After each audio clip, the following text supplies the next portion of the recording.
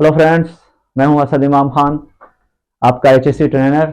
और हम आज एचएससी में यानी सेफ्टी में बात करने वाले हैं आपके साथ रिस्क के बारे में। आज मेरा ये 5वां एपिसोड है, सेशन 5 कह सकते हैं, 5वां वीडियो है, जिसमें मैं आज कंप्लीट करने जा रहा हूं रिस्क असेसमेंट।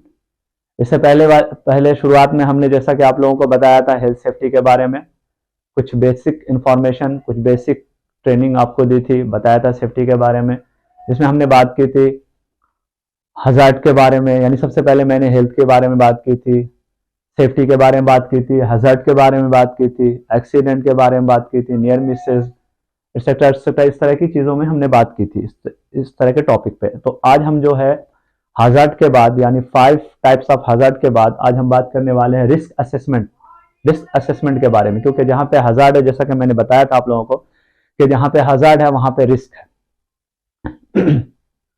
मेनली सेफ्टी में, जैसा कि मैंने बताया था कि हम जो सेफ्टी करते हैं वो कहीं ना कहीं खतरों के खिलाफ सेफ्टी करते हैं। जहां पे खतरा होता है यानी जहां पे हजार्ड होता है, जहां पे डेंजर होता है, ऑब्वियसली सबको पता है कि हमें सेफ्टी क्यों चाहिए, क्योंकि ज्यादातर हम खतरों से घिरे हुए हैं। तो हमें खतरों से बचना है, अपने आप को सेफ रखना है और दूसरों को भी सेफ रखना है।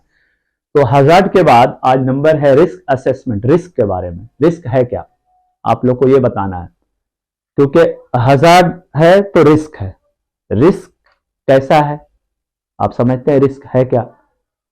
रिस्क एक्चुअली समझे तो रिस्क नाम है कि रिस्क बड़ा है, छोटा है या मीडियम है, किस क्लास का है, उसको कैटेगराइज भी किया गया है। तो सबसे पहले रिस्क है क्या? रिस्क हम कहते हैं risk is equal to probability into severity, यानी लाइक्लीहुड इनटू सेवेरिटी। यानी खतरा हो सकता है, नुकसान हो सकता है, प्रॉपर्टी डैमेज हो सकती है, पर्सनल इंजरीज हो सकती है, लेकिन कितनी बड़ी, उसी को हम बोलते हैं सिविरिटी। सिविरिटी रेट क्या है, लो है, मीडियम है या हाई है? आपने सुना होगा या जानते हैं, हम लोग साइट पे भी काम करते हैं, या जो उसका एक स्टैंडर्ड है as per HSC norms, as per local government norms, या as per ILO international labour organisation के अकॉर्डिंग जो एक स्टैंडर्ड है, अगर लो कैटेगरी है तो एक्सेप्टेबल है, मीडियम है तो मीडियम एक्सेप्टेबल तो होगा, यानी एक्सेप्टेबल के साथ में प्रिकॉशंस होगा, रिड्यूस को घटा करके मीडियम को लो पे लाना पड़ेगा। उसके बाद हाई, अगर हाई है तो नॉट एक्सेप्टेबल। ओके, तो सबसे पहले हम आपके बात करते हैं how how to assess the risk at work site. Okay, आप देख सकते हैं मैंने यहाँ पे नोट डाउन किया, आप सभी भी नोट डाउन कर सकते हैं, लिख सकते हैं, समझ सकते हैं। सबसे पहले how to assess the risk in your work place. There are 5 steps okay to make risk assessment. First step की बात करते हैं। देखिए, फर्स्ट स्टेप में मैंने लिखा है आइडेंटिफाई द हजार्ड। 5 स्टेप्स हैं, उसमें पहला स्टेप मैं बता रहा हूं रिस्क असेसमेंट करने का तरीका। पहला स्टेप है आइडेंटिफाई द हजार्ड, दूसरा स्टेप है identify the people who might be injured. यानी पहला, जैसा कि मैंने बताया कि आप हजार्ड को आइडेंटिफाई कीजिए, identify the hazard.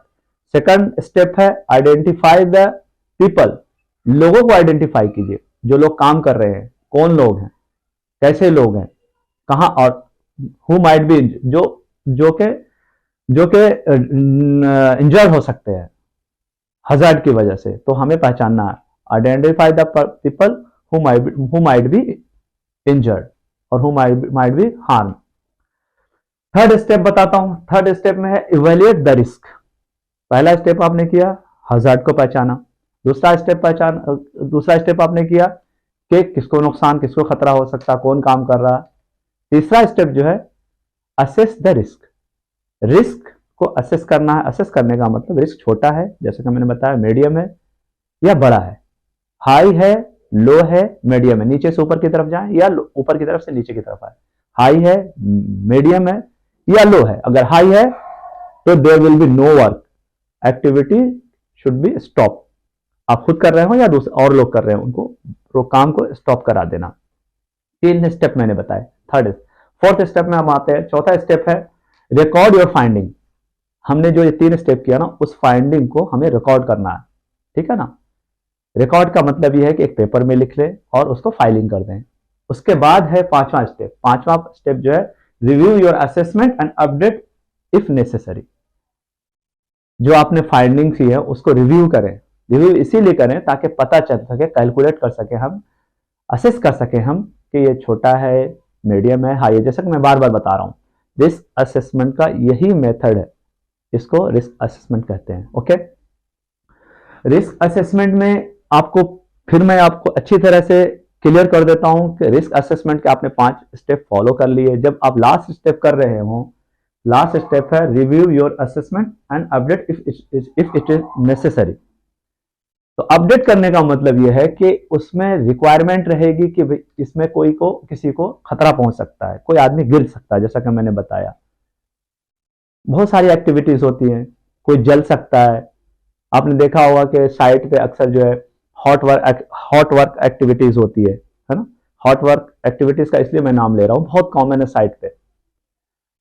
Hot work में पता है आपको कौन कौन सी एक्टिविटीज आती हैं, वेल्डिंग, ग्राइंडिंग, कटिंग।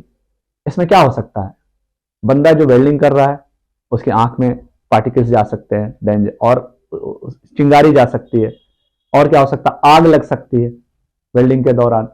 दूसरे लोगों को नुकसान हो सकता है, दूसरे लोगों को आंख में जो है चिंगारी जा सकती है।